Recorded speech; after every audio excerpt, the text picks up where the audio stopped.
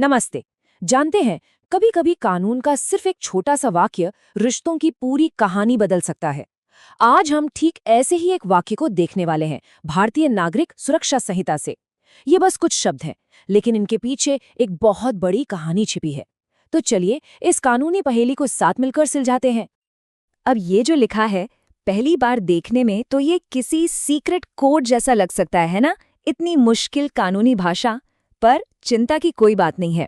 हम इसे एक एक करके बिल्कुल आराम से तोड़कर समझेंगे, ताकि इसके पीछे का जो मतलब है वो एकदम साफ हो जाए। अच्छा, किसी भी कानून को समझने के लिए ना ये जानना बहुत ज़रूरी है कि वो आया कहाँ से है।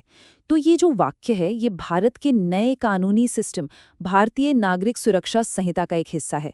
ये हमारे क्रिमिनल जस्टिस सिस्टम में एक बहुत बड़े बदलाव का संकेत है। तो समझ लीजिए, ये सिर्फ एक लाइन नहीं है, ये एक पूरी नई सोच का हिस्सा है। तो चलिए अब इस वाक्य को खोलना शुरू करते हैं।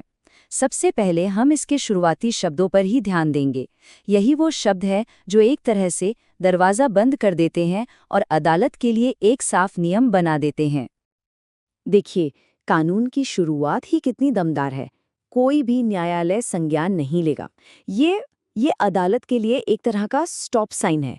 इसका सीधा सा मतलब ये हुआ कि ज़्यादातर मामलों में कोर्ट को इसमें दखल देना ही नहीं है। बात यहीं खत्म। तो ये संज्ञान या कॉग्निजेंस आखिर है क्या? चलिए इसे एकदम आसान भाषा में समझते हैं। ये ऐसा है जैसे कोर्ट किसी केस को अपने रजिस्टर में दर्ज कर रहा हो, मतलब केस को ऑफिशियली शुरू कर रहा हो। तो ये किसी भी कानूनी कार्रवाई का कह सकते हैं गेटवे है। और ये कानून साफ साफ कहता है कि आमतौर पर कोर्ट इस मामले के लिए अपना दरवाज़ा खोलेगा ही नहीं। लेकिन जैसा कि हर नियम के साथ होता है, यहाँ भी कुछ शर्तें हैं। ये जो स्टॉप साइन है ना, ये हर किसी के लिए नहीं है। तो चलिए अब ये देखते हैं कि आखिर ये कानून किन स्पेशल सिचुएशंस में, किन खास हालात पर लागू होता है। पहली शर्त तो बिल्कुल साफ है। ये नियम हर अपराध के लिए नहीं है, बल्कि सिर्फ एक खास अपराध पर लागू होता है, और वो है धारा 67। ये उस अपराध से जुड़ा है जिसमें धोखे से या शादी का झूठा वादा करके यौन संबंध बनाए जाते हैं। तो मतलब ये कानून बाकी सब कुछ साइड में रखकर सिर्फ इसी एक चीज पर फोकस करता है। और अब आती है दूसरी शर्त, जो इसे और भी ज्यादा स्पेसिफिक बना देती है। ये नियम सिर्फ और सिर्फ तब लागू होता है जब ये अपराध एक पति और पत्नी के बीच हुआ हो। मतलब इसका दायरा सिर्फ और सिर्फ शादी के रिश्ते तक ही सीमित है और कहीं नहीं। तो ठीक है, अब तक हमने क्या समझा कि अदालत के लिए एक स्टॉप साइन है। ये साइन कब लगता है? जब मामला धारा 67 का हो और पति पत्नी के बीच का हो। लेकिन अब आता है सबसे दिलचस्प हिस्सा, वो लेकिन वाला पार्ट, वो अपवाद जो इस स्टॉप साइन को पार करने का रास्ता दिखाता है। और यहीं पर कानून एक बहुत ही इंटरेस्टिंग मोड़ लेता है। ये पूरी कानूनी प्रक्रिया को शुरू करने की चाबी, कह सकते हैं कि उसका रिमोट कंट्रोल पूरी तरह से पत्नी के हाथ में दे देता है। जब तक पत्नी की तरफ से शिकायत दर्ज नहीं होती, तब तक ये कानूनी मशीनरी स्टार्ट ही नहीं हो सकती। पर रुकिए, सिर्फ शिकायत कर देना ही काफी नहीं है। इसके बाद एक और शर्त है जो एक फिल्टर की तरह काम करती है। कोर्ट को उस शिकायत को देखना होगा और पहली नज़र में, सिर्फ पहली नज़र में, ये तय करना होगा कि जो बातें इस शिकायत में लिखी हैं, क्या वो वाकई में एक अपराध बनाती भी हैं या नहीं।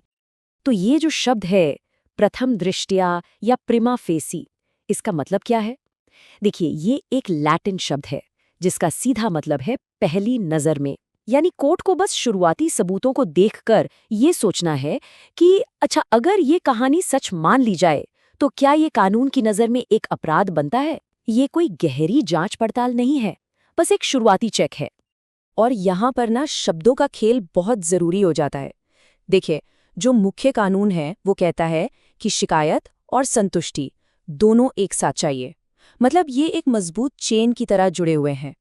हालांकि इसी कानून के एक नोट में या शब्द का इस्तेमाल किया गया है, जिससे लगता है कि शायद दोनों में से एक भी चलेगा। लेकिन हमें ये याद रखना है कि कानून में हमेशा मुख्य धारा, मेन सेक्शन, ही सबसे ऊपर होता है। तो इसका मतलब यही है कि ये दोनों शर्तें एक दूसरे से जुड़ी हुई हैं। तो हमने सारे टुकड़ों को अलग अलग करके देख लिया, समझ लिया। अब वक्त है इन सबको एक साथ जोड़ने का। चलिए देखते हैं कि पूरी तस्वीर कैसी दिखती है और ये पूरा प्रोसेस असल में काम कैसे करता है।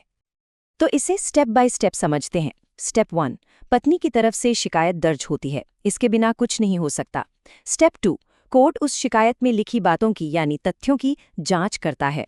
स्टेप 3, कोर्ट को पहली नज़र में ये तसल्ली करनी होती है कि हाँ ये मामला बनता है। और फिर आता है स्टेप 4। जब ये तीनों स्टेप पूरे हो जाते हैं, सिर्फ तभी कोर्ट ऑफिशियली संज्ञान लेकर कानूनी कार्यवाही शुरू कर सकती है। तो कुल मिलाके कहानी क्या है? कहानी ये है कि ये कानून एक बहुत ही खास रास्ता बनाता है। ये एक स्टॉप साइन से शुरू होता है, फिर इसका दायरा छोटा करके सिर्फ शादी और एक खास अपराध तक ले आता है, और आखिर में पत्नी की शिकायत और कोर्ट की संतुष्टि, इन 2 चाबियों से आगे बढ़ने का रास्ता खोलता है। तो ये सब जानने के बाद एक बहुत बड़ा सवाल हमारे सामने आकर खड़ा होता है। सवाल ये है कि ये कानूनी व्यवस्था शादी जैसे एक निजी रिश्ते और इंसाफ की ज़रूरत के बीच में वो सही बैलेंस कैसे बनाती है? क्या ये पत्नी को ताकत दे रही है या फिर न्याय के रास्ते को और भी मुश्किल बना रही है?